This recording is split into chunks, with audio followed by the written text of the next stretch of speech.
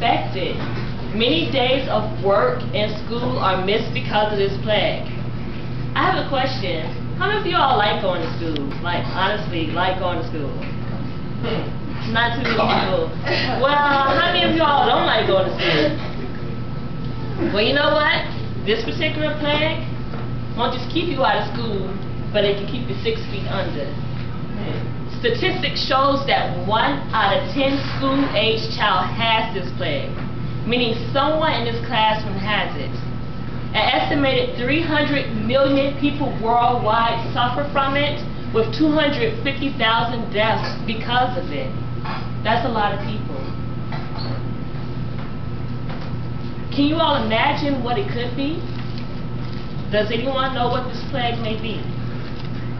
Well, it's asthma, which is defined as a lung disease which constricts the airways, making it difficult to breathe, which is accompanied by wheezing, coughing, and a feeling of suffocation.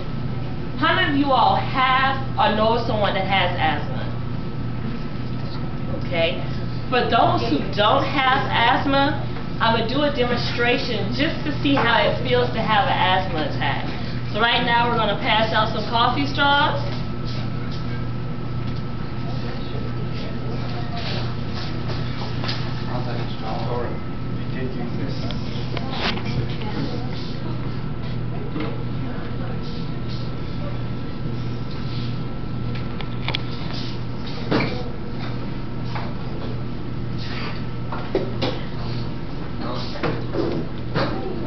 And I want you all to imagine trying to get your oxygen by sucking through this straw.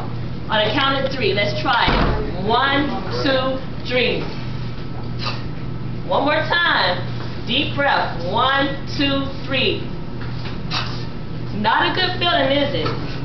Or imagine if you're a fish swimming around in the water, minding your own business, and all of a sudden you're taken out and you're laid on the table, gasping for the air you once knew. That's how it feels when you're having an asthma attack. I'm going to tell you a story about a little girl who ate what she wanted, whenever she wanted, however she wanted. How many of you all like Twinkies? Amen. McDonald's. Gotta love it. Okay. I work there. This girl used to eat everything from Twinkies, M&M's, cakes, whatever she wanted, whenever she wanted. But it caught up with her. When she was at the age of 12, she started experiencing chest pain. And this left her in the hospital, and she was diagnosed with asthma, not realizing the connection was her diet. The doctors told her to take this medication, take that medication. Stay away from smokes. And if the pollen upsets you, take this Claritin D. So they told her these different things, but she still didn't make the connection with her diet. It wasn't until she kept eating what she wanted, and she eventually had a little boy who also suffered from this disease. The doctor never told her, like in milk, we always hear about the good things about milk, but did you all know that cows, they're overworked, and as a result of being overworked, pus and blood goes into our milk? You may have not known that, but if you Google it and Google pus and milk, you would see the effects. This not just clogs your arteries or your lungs, because casein in the milk does that, but it causes flare-ups as well. Also, cheese would do this to you. So don't take my word for it, but I'm here because I was that little girl, and I don't want no one to suffer like I did. So what I've done with the help of God is cut back on the cheese, stop eating the milk, and this has done my body good. And there's other ways that we're going to show you today to do your body good, and I hope you enjoyed this presentation. Thank you.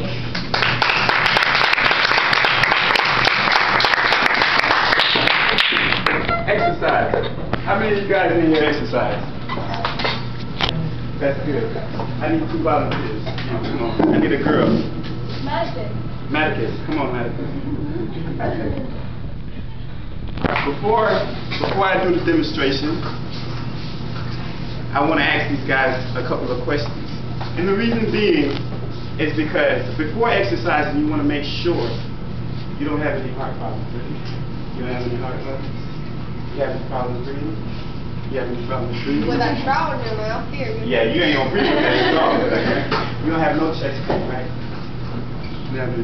Before exercising, you have to make sure that you have no pain, no chest problems, or nothing like that.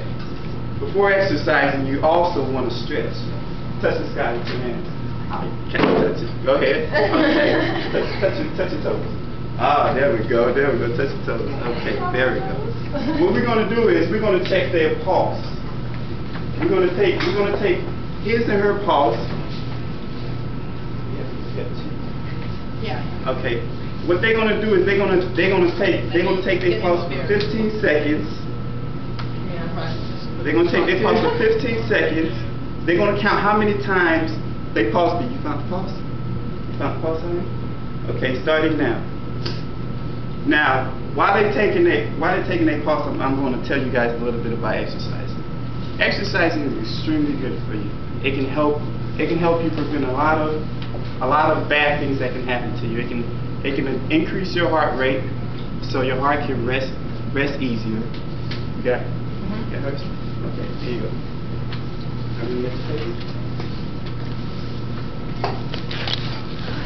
Okay, what they're doing is they're writing down what their heart rate is.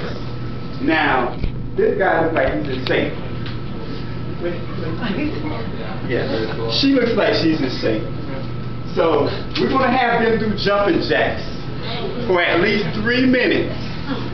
After 3 minutes, we're going to then check their pulse again to see how good of a shape that they're in. We're going to see if the girl is going to beat out the guy and who's the healthiest.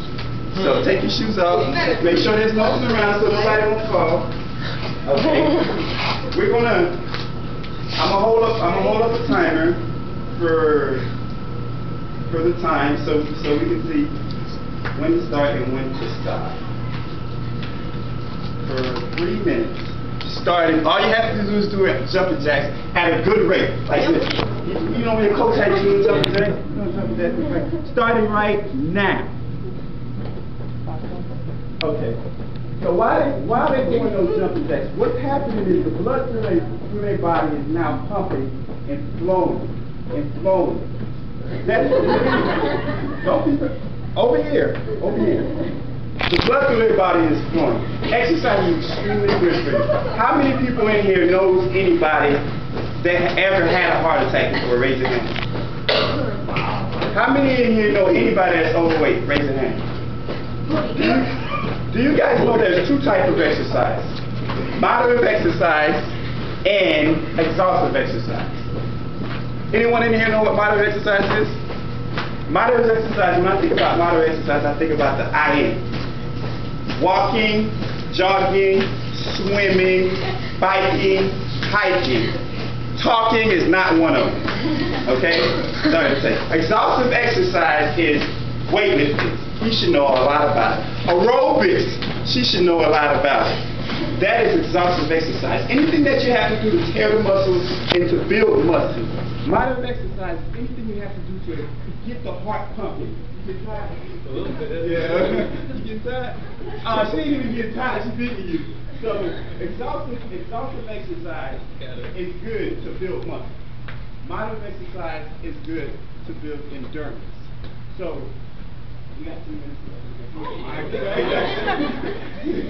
She ain't even break this foot yet. You about to die.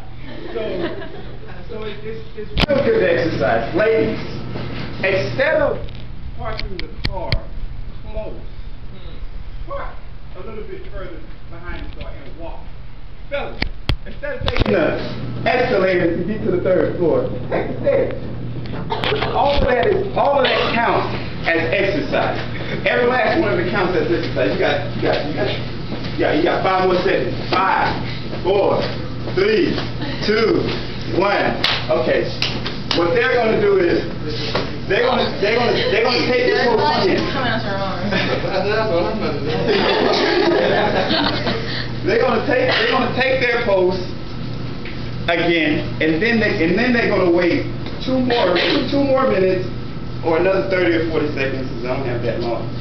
And then they're going to take their pose again. What they just took is their pose after exercise. Now his heart and her heart have to come to a regular resting rate.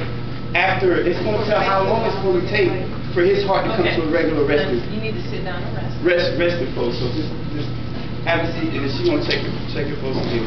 Now what that does is it tells him how hard his heart has to pump blood to get it through the veins to cool him back down. Like right now you feel a little hot, don't you? You feel a little hot, right? Now the heart is now pumping blood through the veins to get it to the right places to cool him down. Now when I was in school, I used to play football, basketball, anything you can name it. I was 200 pounds. I bench pressed 345. I thought I was healthy. You heard I said I thought I was healthy. I played them all. I did them all. I was the top running back in the state of Florida. But one thing I didn't know is I was overworking my heart because I had all that muscle. The more muscle you have, the harder your heart has to work to pump blood through those extra veins. That you know how your coach said you break your muscles to rebuild, but that's the harder your heart has to work. Check his pulse, baby. Yes. Check her pulse, please. Now, what she's going to do is she's going to check your pulse, and then she's going to take that pulse rate. She's going to times it by 4, and she's going to do the same thing. We're going to see who's the healthiest between, what's your name? Blade and Maxie. Now, class. He plays football and he plays sports. He plays basketball. She plays basketball. 2 healthy people.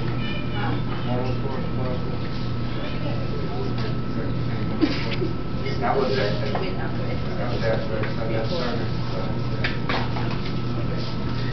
See her? See her?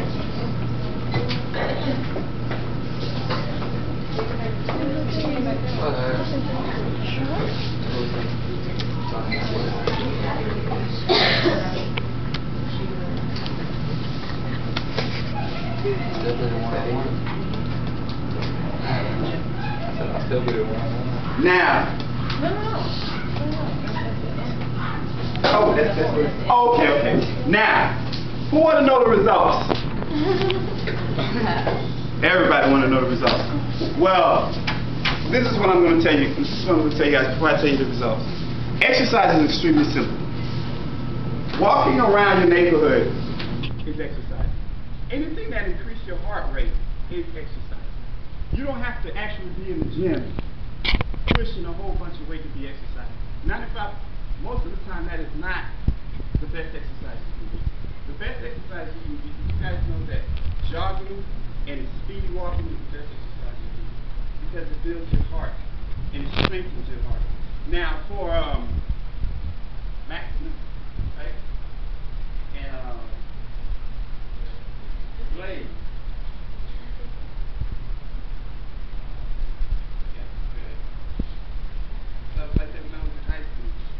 Actually, his resting heart rate was 104. His resting heart rate.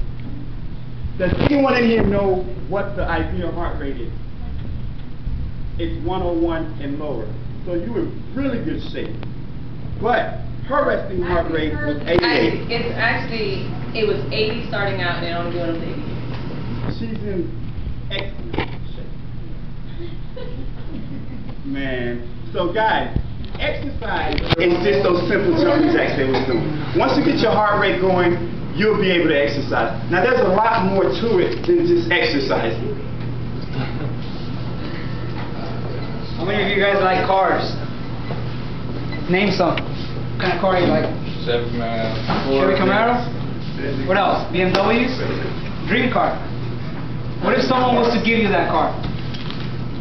And that car runs on gasoline. Would you put diesel in it? Why not? It runs on gas. Because it would mess up the engine. In this society, you guys are being targeted.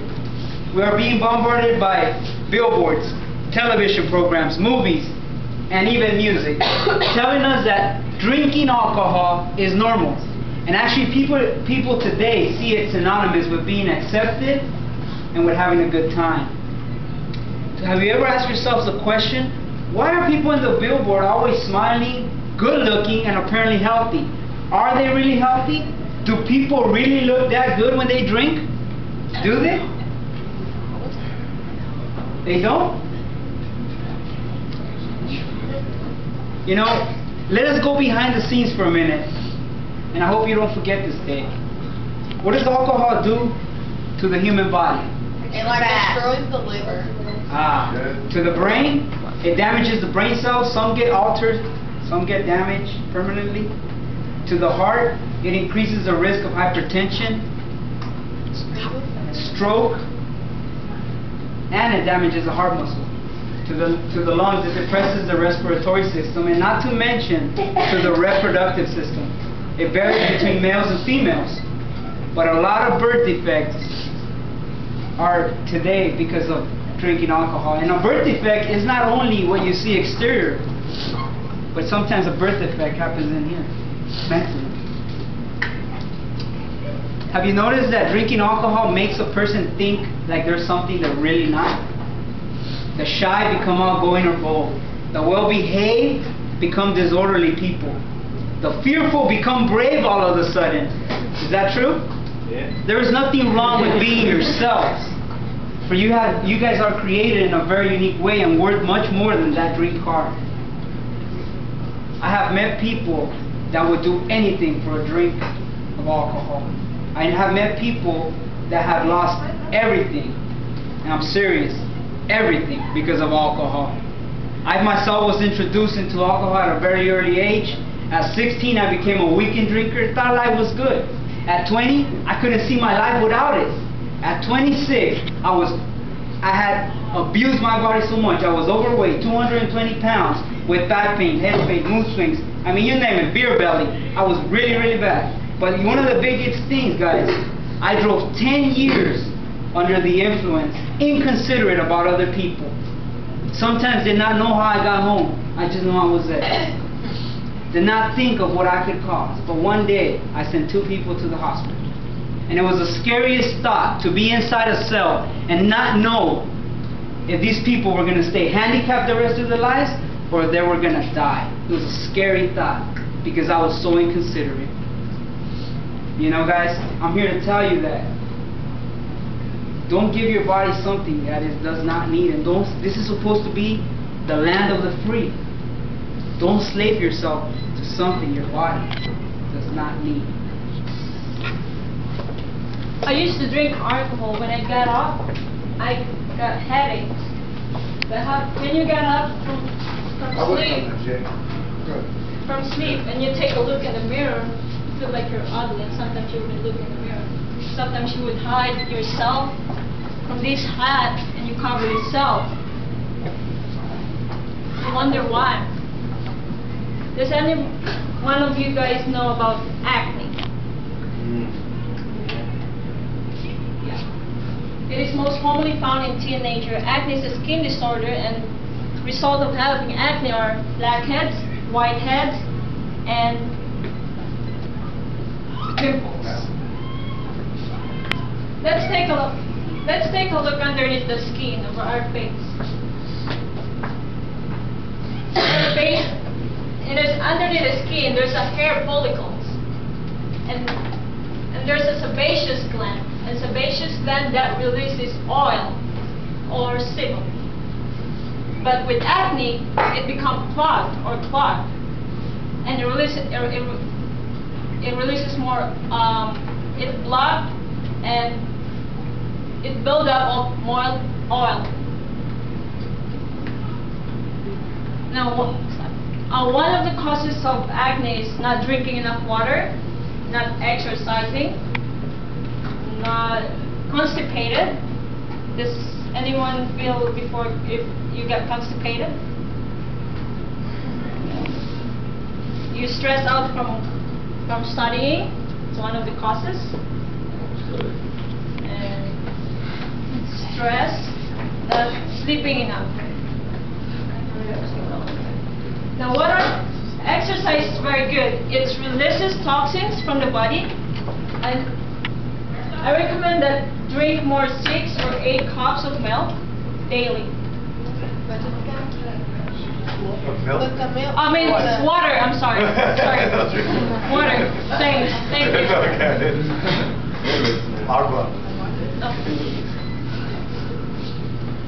You can do whatever you like. Like what Annick said, walking, Yeah. biking, Mm-hmm. hiking. It's the simplest form of exercise. Playing football. Yeah. And what are the things that we should do? Wash our face twice a day, and don't squeeze or pop it. Because I used to pop my pimples and become scars. Until now, it's not going better.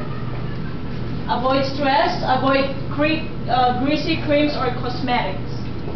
That can worsen appearance, and it. Apples is the vitamin C, antioxidant, and if you have strong immune system, that kind of fights against acne.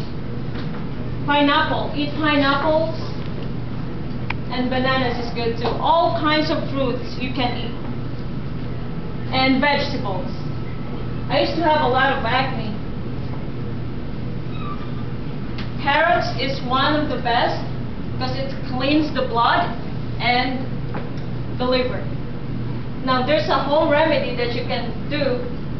You can put honey on your face or pot it for 10 minutes and rinse it with cold water. It rejuvenates the skin and kills the bacteria. And also honey. Honey, you can squeeze it. Lemon, sorry. Lemon. And get some cotton balls and dip it. And put in your face between 5 minutes. It kills dead cells. Thank you. I used to. That's me right there. Acne everywhere. On my nose. So.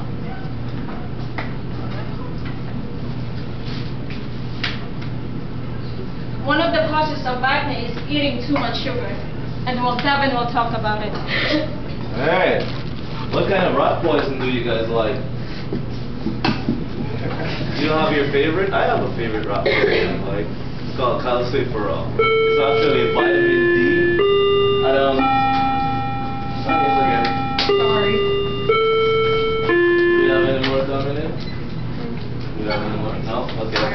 And how calciferol works is actually vitamin D, and when you take it in a toxic portion, what it happens is that the rat will suffer from hyperglycemia. You guys know what that is? Basically, he's gonna have internal bleeding. So his lungs are gonna have problems, his heart, his arteries, all these things will develop problems because he has an extra dose of vitamin D, which is calciferol. And how it works is that you have to make it in such a way where it looks good for the rat to walk over to the little corner of your kitchen, see that thing, and when he goes over it smells good, so he tastes it, and that taste should trigger him to eat more and more, and before you know it, the rat consumes all the rat poison. But what the rat doesn't understand is in a few hours, he's gonna start having internal bleeding. And then, no doubt within a few days, the rat is going to die. You have gotten rid of your rat, but did you know that there is something in our diet which is just like calciferol? It's called refined sugar. How it works is that you take your sugar cane or your sugar beets and you take it to a refining process, and it loses vitamins, minerals, and also protein.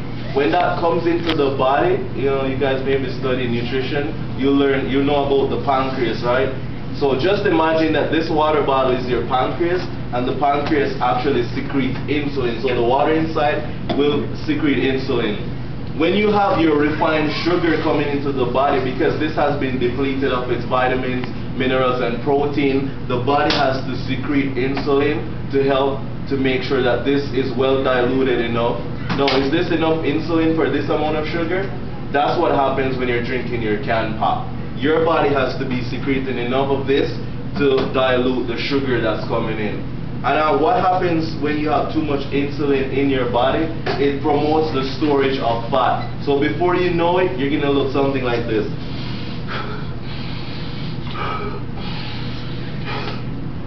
That's your abdominals. And now you're obese because you've been drinking too much canned pop. So I'm going to make for you a little soda. And I want to see how many volunteers are going to have to taste it. So we have our sugar ready. And if you look on the ingredients, you'll see high fructose corn syrup. You ever wonder why they have sodium on your can pop?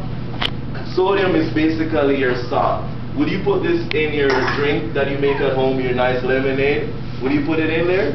No, right? It's in your soda. What it does, this causes you to become thirsty and you drink more.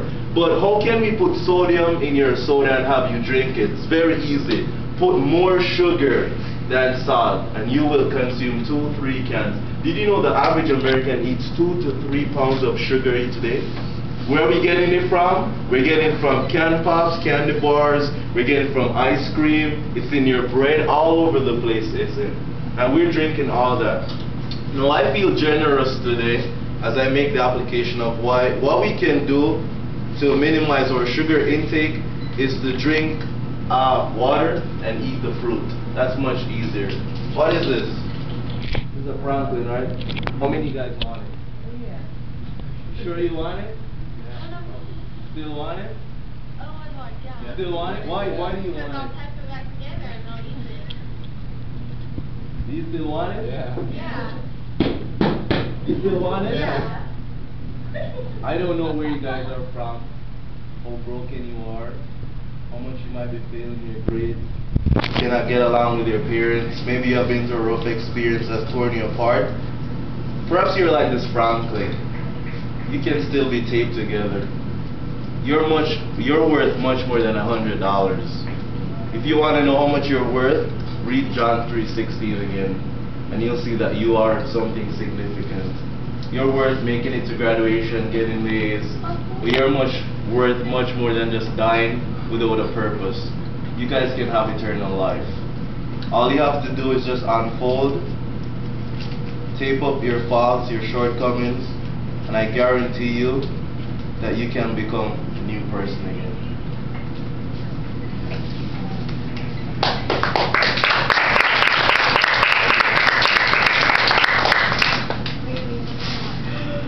How many here like to snack?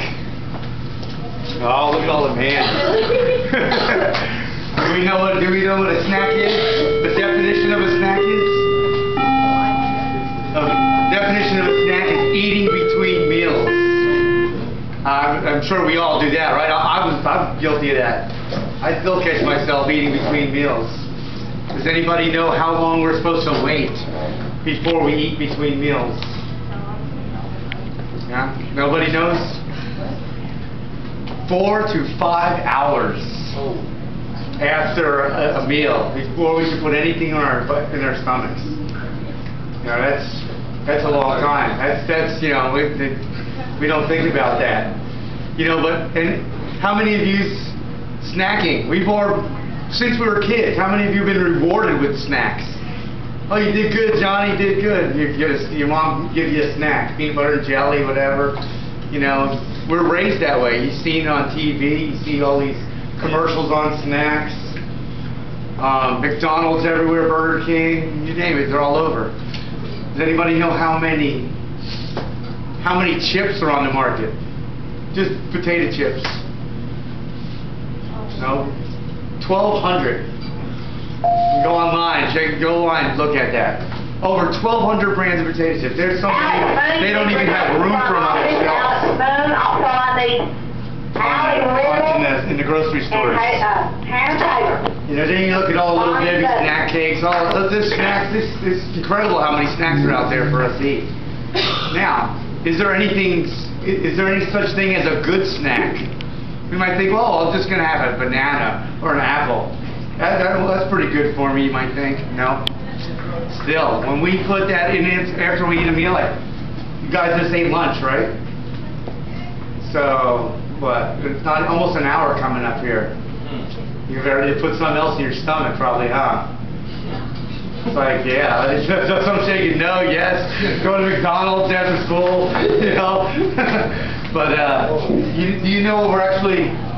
When you put something back into your stomach after you eat a meal, your stomach stops digesting. It's not going into your intestines or anything. It stops. That food is sitting in your stomach now, rotting. This rotten. And you know, you might ask, how do I know it's rotten? How do you know that food's rotten? Do you burp, right? You burp, you get indigestion. That's because the food in your stomach is just going bad in there. You don't even realize it. You want to hear? I'll pass that around. You guys want to pass that in the table? You want to pass that around? That's your stomach. That's what's going on in your stomach when we put food into our system. After a meal, don't wait 4 to 5 hours, believe it or not. See, it's a psychological thing. Since we've been taught that snacking is okay, the fridge is so easy, accessible, you know, and you just might need a glass of water. Just drink a glass of water. And you might find out, wow, I wasn't hungry, that satisfied me. Then there's exercise. Go for a walk. You can go for a walk or something. You know, exercise, you know. Go for a walk. Play some football. Yeah, play some football, whatever. Yeah. Plenty of water. Drink water. I mean, you should drink a lot of water a day. Me, I try to drink at least 3 liters a day, if not more. But, you know, these are things that we don't think about, you know. And also, with this food in our systems like this, rotting, it leads to all kinds of diseases we probably don't even realize in our Western society, since we are so open here with snacking. I mean, we're bombarded with it. I mean, you go into the grocery store, there's probably more snack food than there is wholesome foods for us. So, you know, these are things we need to think about. Like I said, more water, we need to eat unrefined foods. Keep the sugars out of the body. You know, eat the unrefined foods, more leafy green vegetables, plenty of water, like I said. Psychologically, we need to actually reevaluate our lives and how we were brought up, and you know, we can change because our bodies are wonderfully and incredibly made, and they're made to last forever. So, from that, Do you know, guys, that also every time that you're hungry, do you know humans are the only creatures on this earth that don't have a thirsty signal? Every time you're hungry, a lot of times it's because you're thirsty, because your hunger signal is your thirsty signal, and your hunger signal tells you to stop eating. Yeah. Humans are the only ones created like that. So anytime you're hungry after you already eaten a meal, it's actually telling you it needs water. It needs water. Yep. Yeah. Thank you.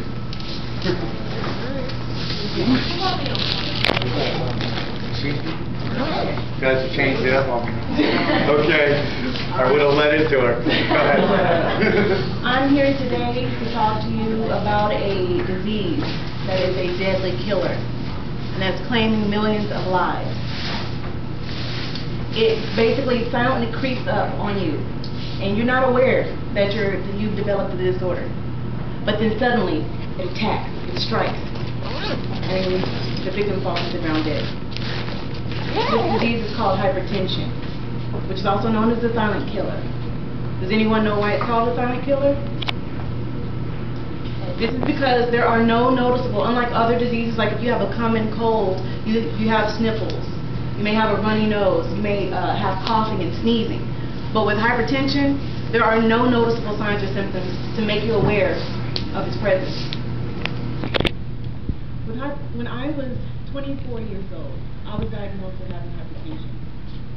And this is because there were a number of factors in my lifestyle that led to the development of the disease that I'm going to talk to you about today.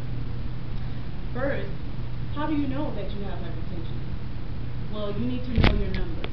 Who here would like to know if you're at risk for developing of the disease? And I can check your blood pressure. Okay, well, y'all have rested long enough tonight for me. Okay. All right. Okay. Well, when you find out what your numbers are, you'll see you'll have a top number and you'll have a bottom number.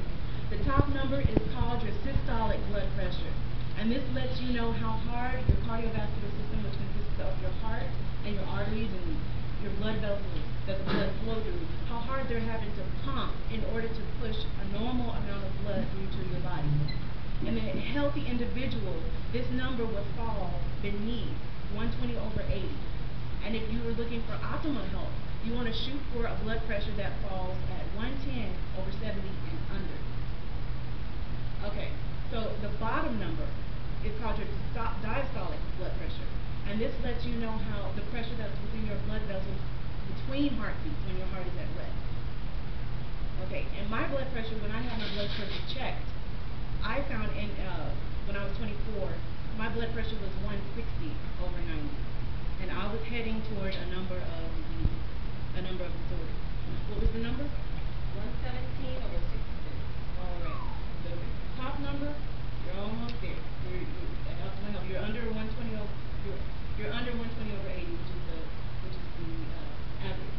So if you're shooting for optimal health, if you're shooting for optimal, shoot for 110. And I'll tell you a little bit later how to do that. Okay.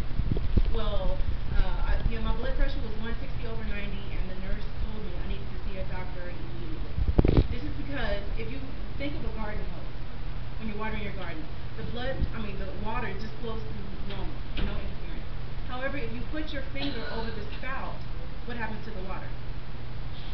It shoots through. And when this happens, when this is happening in your arteries, it damages your internal organs.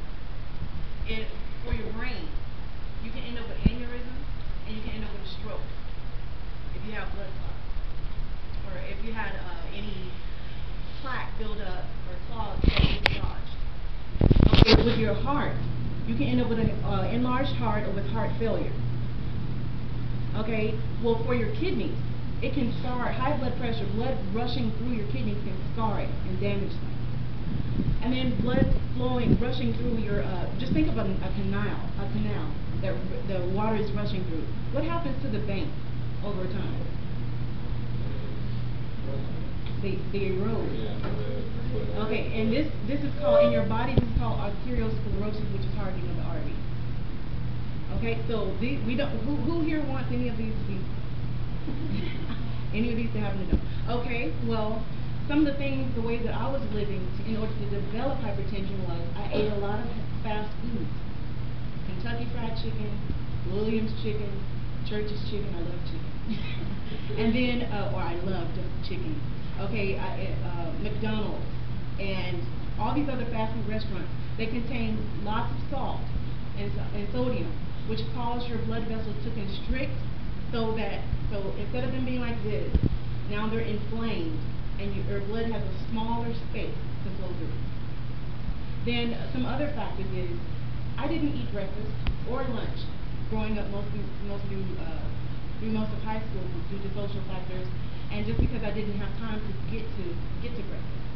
But then I would eat later on in the day meals that consisted of fast food. So basically, the beginning of the day, I was starving myself, and then you're eating these high-calorie meals later in the day. So that led to weight gain, as well as I wasn't exercising. In addition to eating high-salt, high-fat foods, I wasn't getting all of my nutrients. So eventually, as an adult, it led to hypertension. This can affect you. How many of you have heard of the stories of athletes who, during a game, they just collapse? It affects cardiovascular health is very important for young people today, because you have to start now having good heart health if you want to be a healthy adult. So I just wanted to share with you a little bit about my testimony. Some things, if you or someone you know has hypertension, you can suggest to them go on a 30-minute to 1 hour walk daily. Some people say they don't have time, but you can tell them this. You can either fit in 30 minutes to an hour of time to exercise daily, or you can either fit in 24 hours of being dead. Okay? So that'll be pretty sobering to them.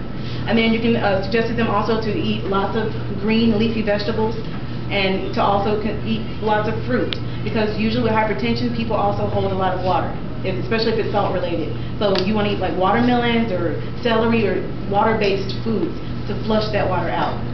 Okay, another thing is I didn't drink water. So blood is thick and sluggish when there's not a lot of water in there. And then try to force thick blood through small, narrow vessels. It's not gonna work. So just proper nutrition, eat lots of garlic, which opens up your arteries. Eat lots of onions as well, which does the same thing. And things like that. So just think of it, just something you can take away from here. Eat fresh garlic, eat onions, get lots of celery, water-based vegetables, cut out refined foods, get away from fast food restaurants. as much as possible and cook at home. And then get exercise. And drink lots of water, at least 8 to 10 glasses. And the last thing I'm going to leave with you today is, in order to know how much water you should get, take whatever your weight is and divide that number in half. And that's how many, and that's how much water you should drink in ounces each day. So I hope this was a blessing to you and that you can take something away that will help someone else.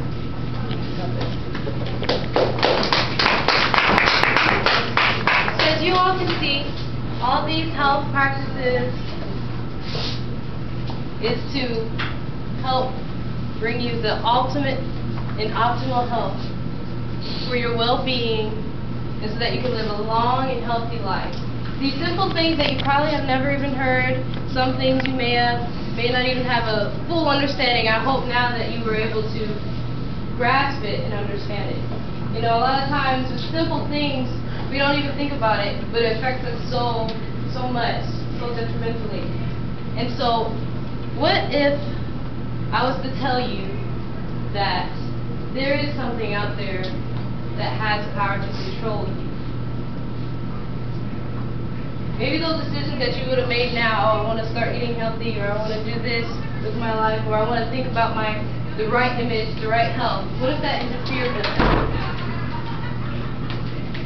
What if I could tell you right now that your emotions, your feelings, maybe even your actions were in the palm of its hand?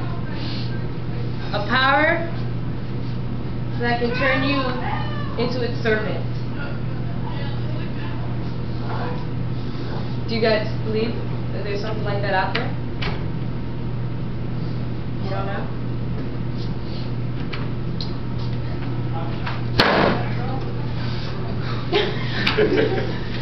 How'd you feel?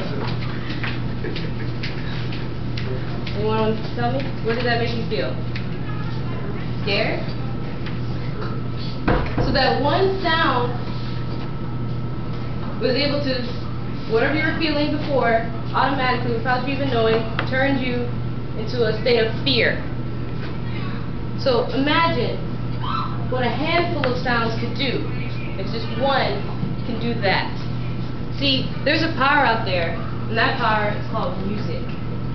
There is wrong types of music, and there is right types of music.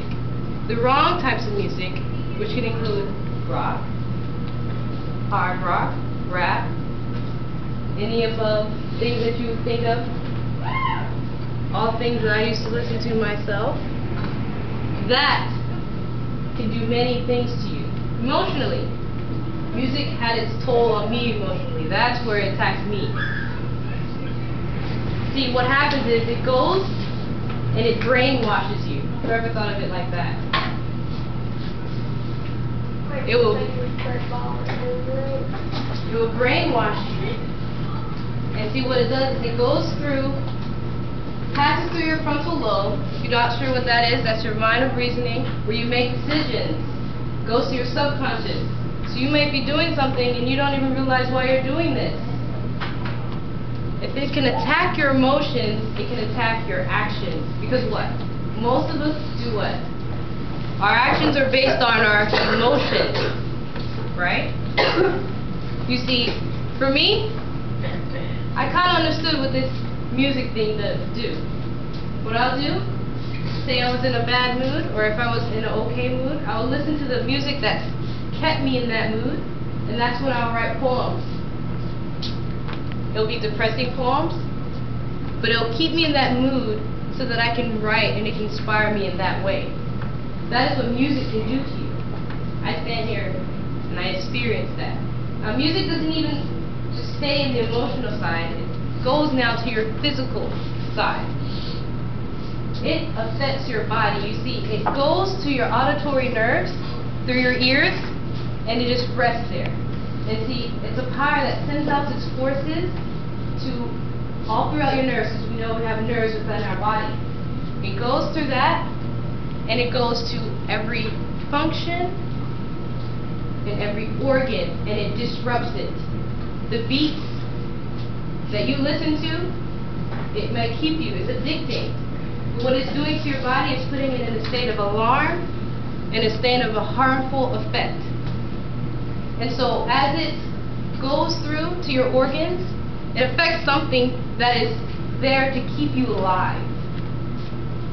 The main thing that is the reason why you're sitting here today, breathing and listening to me talk, it is your heart. It comes and it attacks your heart in a way that you might not even realize. Try this. Take your resting heart rate. Of course, you can't try it now because I don't have anything, but on your own. You can try this at home. Take your resting heart rate. Listen to one song, preferably hard rock, whatever is your favorite.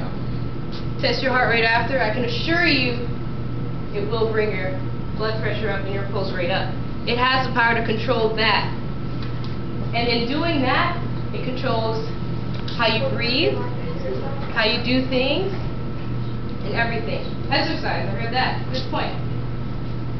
Men, women, whether you're doing aerobics or lifting weights and all that, you think you're building muscle, you think you're doing good for your body, but you're actually putting it in a state of weakness. That muscle that looks like you're building it is actually getting weaker. And you may not notice it now, but what you had stored up for you to have for the rest of your life, it is now being used up all now, and it is destroying you. So I just want you to know that music, even though it seems innocent, it's not. And it had an effect on me, and it can have an effect on you. And just remember, the next time you plug in your earphones in your ear, just think about what Imani said and how it can affect your body. Now, what types of music? What types of music are good? Good music? Thank you. Is music, okay, have you ever thought about listening to the birds sing outside? Nature sounds, water, fall, anything like that. That is what's in harmony with your body. That is good music. A lot of times people, the best way to almost even think about music is when you listen to a song and your heart starts beating really fast. And you're not doing anything, you're just sitting there. That's probably the time that you want to think about if it's really affecting you. Because when your heart is beating real fast and you're sitting there, can you imagine what's happening? Actually, your blood is actually clogging up because your heart is beating too fast and your body's not doing anything to make it beat that fast. So the blood is actually clogging up in like part of your arteries and it's not actually getting nowhere and it's causing blood clot. And so when you think you're like pumping muscle, no blood is getting there and it's actually causing inflammation in your muscles. So that's what she's trying to say. So usually when you're dealing with a hard rock go real fast, your heart is not beating that fast. It actually beats the way it's beating right now, it's sitting. And if it goes faster than that, and you're just sitting there, that's when the damage starts to happen. So that's what she's saying. So it's kind of hard when you're trying to think of what kind of music. They say classical music is good, but then there's some classical music that's really upbeat. You know what I'm saying? So it's better to deal with how does your heart start to move, especially when you're not even moving. That's the best way to really start tuning in more so than anything else. I think when she's thinking about the emotional part, a lot of that probably can come into the words that are being said. You want to think about what words are being said, because whatever goes into your head, it gets stuck there. And when it gets stuck there, you want to be happy, but it's like, well, I want to die because she left me alone. And it's like, oh my word, I'm not trying to be dying. You know, you want to think about that, what you're listening to. So that's what she's talking about when it comes to the emotions. So did y'all have any questions? Because you're about to end your class and go to the next class. Do you have any questions of anything we've talked about? You can answer anything you like. Any one of our groups want to probably say something to close out to our students? I was going to say, in place of milk and cheese, which literally does clog your lungs and can cause worse symptoms, try to replace it with water. For vitamin D, you can do broccoli, lots of fruits and vegetables, and that will help out as well. But it will also make a difference in your health. So. And I'd just like to add that the more juices you drink, the harder it will be for you to actually drink water, because you have to retrain your taste bud to accept the liquid that doesn't have any coloring or sweetening in it. So it will be a challenge, but if you persist long enough, then you can actually learn to drink more water, eat more fruits, and stay away from sodas and canned coffee. I would like to say, for hypertension, besides nutrition and besides exercise, stress. High stress levels are another, like a major contributing factor to developing hypertension. Because when you're stressed, your liver gets ready a supply of cholesterol and fat to feed your muscles in case you have to fight or flee. And when your body doesn't have to use that resource, it just sticks to your arterial walls, and then you have a plaque buildup. So one of the things is to learn how to deal with stress. If you're having a problem, find someone that's a wise counselor, like maybe an older adult or a trusted friend that you can talk to so they can help you cope with whatever is going through the stressful event in your life, rather than just letting it build up inside of you. So that's one other thing I wanted to bring out. And another thing about music, when it comes to emotions, be careful the words, and even also the tone of what you're listening to, the musical tone. That inside harmony, there's a tone that can be happy and then sad. If you're listening to music that will put you in a down mode, I don't know if anyone ever heard of Evanescence. That used to be my favorite. But a lot of her music, it puts you in this mode, like depressive mode. And I never really realized it until a friend of mine said, "Why are you listening to that? It sounds depressing." But I actually liked it. And you can tell that it gives you this addictive thing where you have to just hear it. So just be very careful. And remember, you might think you're hungry, but really you're thirsty. So just try it. All I can say is try it, especially after a meal. Drink a big glass of water and it'll satisfy, believe me. And I don't know if any of you know how to take your pulse, but if you do, you just put your hand right here. It's always on the outer part. So anytime you want to try that at home, you can, but just make sure you're going to get your pulse on the outer part. And that's the best way to take your pulse. So, I do thank you for giving us your time to listen. Very, very, very. We thank you. Huh? Thank We you. thank you for coming to College Choice.